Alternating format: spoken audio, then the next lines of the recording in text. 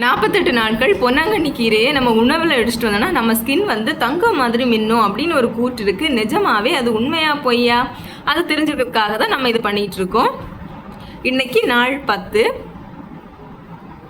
ஒரு வாரத்திலேயே ஒரு நல்ல மாற்றம் தெரிஞ்சுது. பார்க்காதவங்க முந்தானி உள்ள வீடியோ போய் பார்த்துக்கோங்க.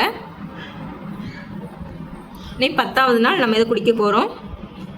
இது வந்து சிகப்பு பொன்னாங்கண்ணி கீரை சூப் எடுத்திருக்கேன். நான் இதில் வந்து பொன்னாங்கண்ணி கீரைக்கு கூட உப்பு, மஞ்சள் தூள், கொஞ்சம் சீரகம் சேர்த்து சின்ன உள்ளியும் போட்டு நல்லா கொதிக்க வச்சு எடுத்திருக்கேன். பார்த்துக்கோங்க, சூப் மாதிரி பண்ணி எடுத்திருக்கேன். இது சிகப்பு பொன்னாங்கண்ணி கீரை. இந்த பொன்னாங்கண்ணி கீரையை நம்ம உணவில் எடுக்கிறதுனால நமக்கு கண் வியாதி எல்லாம் சரியாகும், அதோட மூல நோய் சரியாகும், பித்த நோய் சரியாகும், நாள்பட்டு தீர்க்கப்படாத நோய்களுக்கும் இது ஒரு நல்ல தீர்வாக இருக்கும் அப்படின்னு சொல்கிறாங்க.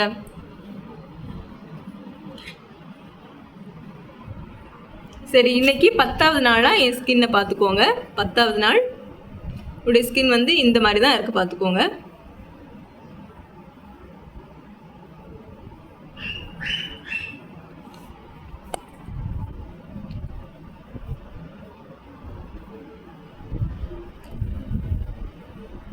பத்தாவது நாள் இப்படி தான் இருக்குது.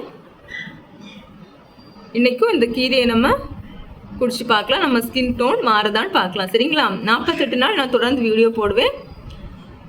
நீங்கள் கண்டினியூஸாக ஃபாலோ பண்ணிட்டு வாங்க. நிஜமாவே ஏதாவது மாற்றம் இருக்கா அப்படின்னு தெரிஞ்சுக்கோங்க. இந்த வீடியோ பிடிச்சிருந்தா நீங்கள் இதை லைக் பண்ணுங்கள், ஷேர் பண்ணுங்கள்.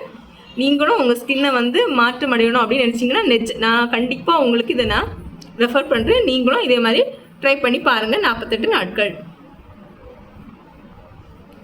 இது தேகத்தை பளபளப்பாக்குறது மட்டும் இல்லாமல் இதில் நிறைய மருத்துவ குணங்கள் இருக்குது. இந்த கீரையை தினசரி நம்ம உணவில் எடுத்துக்கலாம். அதனால கவலை இல்லை. சரிங்களா?